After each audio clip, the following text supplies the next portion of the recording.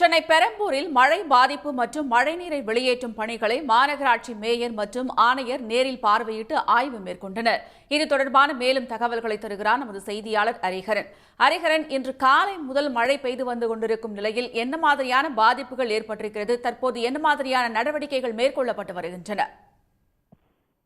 வங்கக்கடலில் நிலை வரும் ஆழ்ந்த காற்றழுத்த தாழ்வு மண்டலம் காரணமாக சென்னையின் பல்வேறு பகுதிகளில் இன்று காலை முதலே மழை பெய்து வருகின்றது.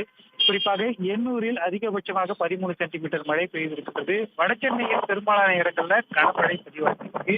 இந்த நிலையில் சென்னையில் பல்வேறு இடங்களில் தாழ்வான பகுதிகள் மற்றும் மழைநீர் வடிகால் இணைப்பு பணிகள் நடைபெற்று வரும் பகுதிகளில் மெட்ரோ பணிகள் நடைபெறும் இடங்களில் தண்ணீர் தேங்கி இருக்கின்றது. தண்ணீர் தேங்கி இருக்கக்கூடிய பகுதிகளில் சென்னை மாநகராட்சி உடனுக்குடன் தண்ணீரை அகற்றி வரும் நிலையில சென்னை மாநகராட்சி மேயர் பெரம்பூர் மற்றும் புளியந்தோப்பு பகுதியில் இருக்கக்கூடிய மழைநீர் தேங்கி இருக்கக்கூடிய இடங்கள் மற்றும் பெரம்பூர் சுரங்கப்பாதை அருகே ஆய்வு மேற்கொண்டார். இந்த ஆய்வின் போது சென்னை மாநகராட்சி ஆணையர் குமரகுருபன் ஆகியோரும் உடனிருந்தனர்.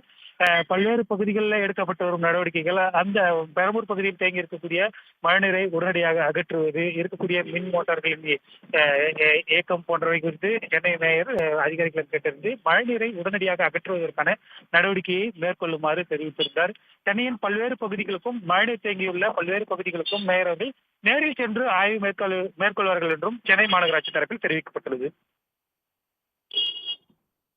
விவரங்களுக்கு நன்றி ஹரிஹரன்.